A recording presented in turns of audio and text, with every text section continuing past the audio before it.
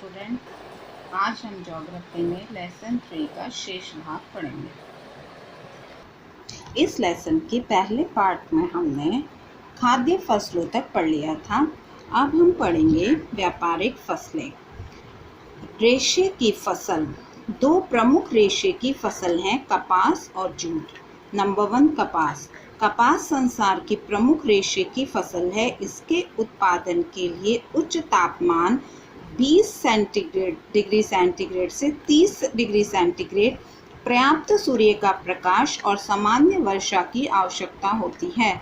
काली और जलोढ़ मृदा इनके लिए अच्छी होती है। कपास के प्रमुख उत्पादक देश चीन, संयुक्त राज्य अमेरिका, रूस, भारत, पाकिस्तान और ब्राज़ील हैं।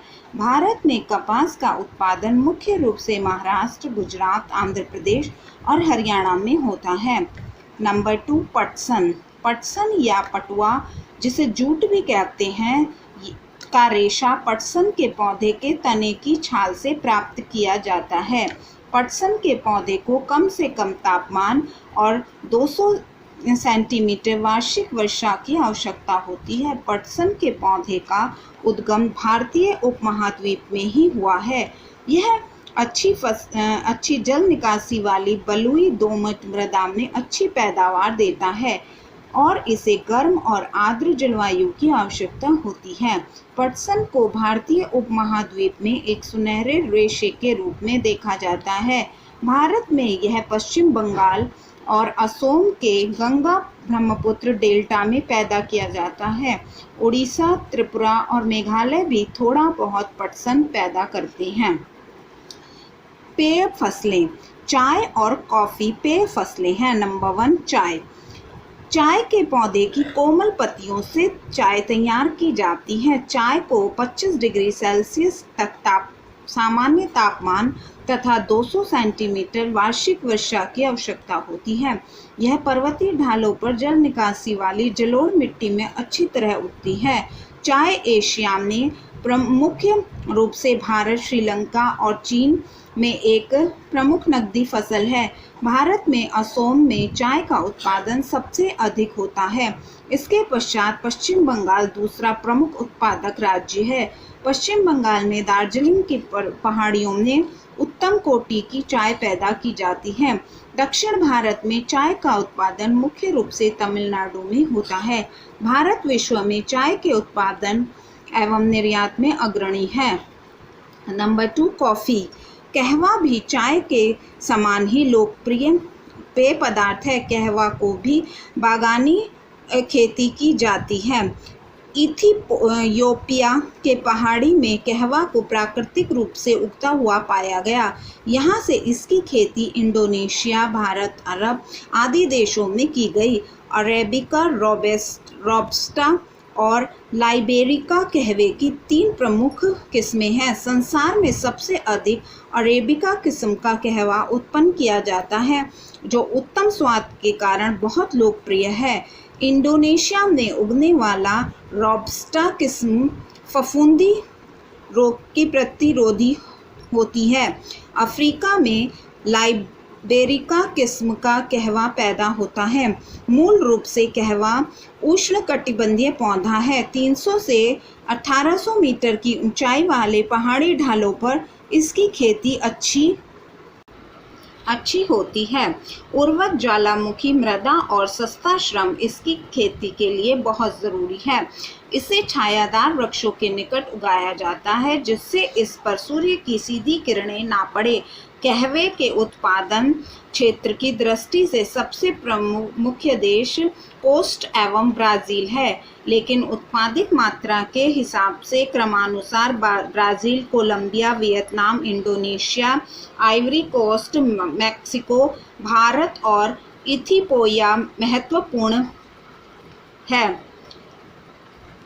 Guatemala, Honduras, Costa Rica, El Salvador, Uganda, Cameroon, Kenya और ज़ायरे अन्य प्रमुख कहवा उत्पादक देश हैं।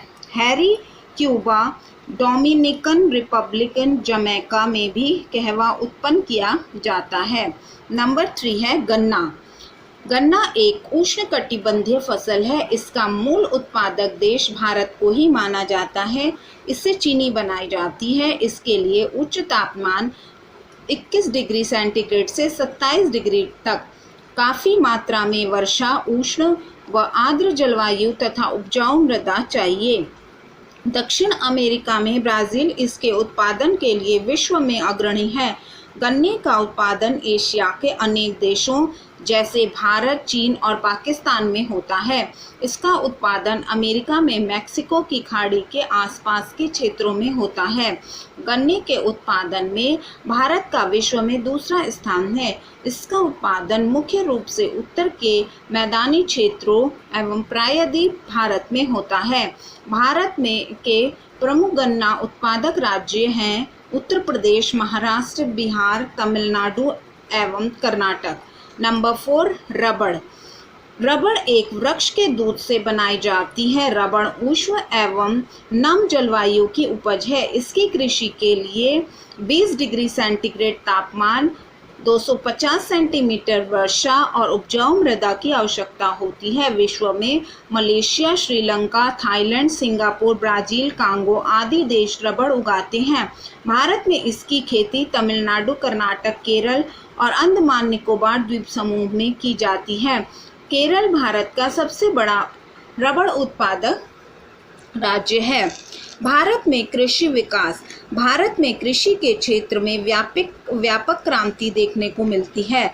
बड़ी बड़ी सिंचाई परियोजनाओं के निर्माण, खादों व उर्वरकों के प्रयोग, विभिन्न प्रकार के आधुनिक यंत्रों और उपकरणों ने भारतीय किसान की स्थिति में परिवर्तन ला दिया है। किसानों के लिए बैंकों से ऋण लेना अब आसान हो गया है। इससे फसलों खासकर खाद्यान्न के उत्पादन में अत्यधिक वृद्धि हुई है। ऊंची पैदावार किस्म के बीजों, उर्वरकों एवं सिंचाई के परिणाम स्वरूप खाद्यान्न के उत्पादन में इस वृद्धि को हरित क्रांति की संज्ञा दी जाती है। हरित क्रांति के कारण भारत में खाद्यान्न उत्पादन में वृद्धि हुई।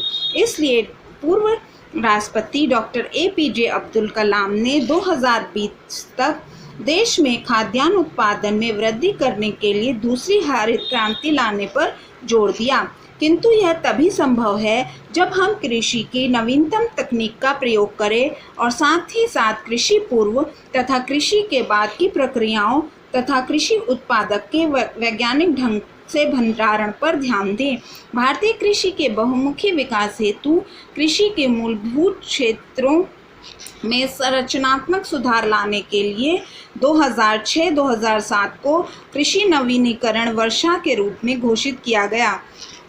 कृषि विविधीकरण को प्रोत्साहित करते हुए फल, सब्जियों, फूल, जड़ी बूटियां, मसाला, औषधि पौधे, बांस, बायोडीजल आदि उच्च मूल्य वर्गित फसलों को बढ़ावा देने तथा साथ ही खाद्य सुरक्षा के लिए पर्याप्त उपाय अपनाने पर बल दिया। भारत में कृषि के सुधार में हरित क्रांति के अलावा अन्य क्रांतियां आईं। भारत में प्रमुख कृषि क्रांतियां श्वेत क्रांति, दूध के लिए पीली क्रांति, सरसों और तिलहन के लिए नीली क्रांति, मछली पालन, गुलाबी क्रांति, झींगा मछली, भूरी क्रांति, रासायनिक खाद, बादामी क्रांति, मसाले, गोल क्रांति, आलू, रजत क्रांति, अंडे और सुनहरी क्रांति ऊन के लिए थी। इसके अतिरिक्त भारत सरकार द्वारा कृषि से संबंधित अनेक योजनाएं भी चलाई गई हैं। भारत में कृषि फार्म एक प्रतीक अध्ययन। भारत में कृषि फार्म का क्षेत्रफल 1.5 हेक्टेयर है। खेती की भूमि गंगा के मैदानी भाग में स्थित है। फार्म का मालिक प्रायः मुख्यतः गांव में निवास करता है। फार्म के एक कोने में कुआं बना होता है। वह अपने खेतों को सींचने के लिए पंप सेट का प्रयोग करता है। पूरी भूमि छोटे छोटे टुकड़ों में बटी होती है। इन भूखंडों में विभिन्न प्रकार की फसलें उगाई जाती हैं। वर्षा के मौसम जून से अक्टूबर में चावल मुख्य फसल उगाया जाता है।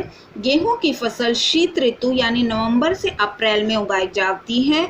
खेती करने के लिए किसान अपने मित्रों, बुजुर्गों, सरकारी कृषि अधिकारियों से कृषि से संबंधित परामर्श करते हैं। किसान कुछ पशुओं जैसे गाय, भैंस, बैल, मुर्गी, पक्षी और चूजों को भी पालते हैं। पास स्थित कस्बों में वे संचालित सहकारी भंडारी पर पशुओं से प्राप्त दूध को बेचते हैं। अनेक कृषिगत गतिविधियों को संपन्न करने के लिए सामान्यतः किसान कस्बे से ट्रैक्टर और थ्रेशर जैसे कृषि यंत्रों को किराए पर लेता है। फार्म पर फसल उगाने के लिए किसानों को बीजों, उर्वरकों तथा कीटनाशकों को खरीदने के लिए पूंजी की आवश्यकता होती है, जिसके लिए साहूकार पर निर्भर रहता है। कृषि सहकारी समितियां या बैंक भी कम ब्याज दरों पर उसे ऋण उपलब्ध कराती हैं। निकट के कस्बों में स्थित मंडी में वह अपनी उपज को बेचता है। अधिकांश किसानों के पास फसल को भंडारित करने हेतु सुविधाओं की कमी है, इसलिए वे बाजार में अच्छा भाव न मिलने पर अपनी उपज को बेचने के लिए मजबूर है। हाल ही के वर्षों में सरकार ने फसल भंडारण के लिए कुछ उपाय किए हैं। अधिकांश किसानों के पास उचित शिक्षा और आधुनिक खेत के लिए पूंजी का अभाव है। संभावना है कि आगामी कुछ दशकों में स्थिति बदल सकती है। ओके स्टूडेंट, ये आपका चैप्टर यहीं समाप्त होता है। Good bye.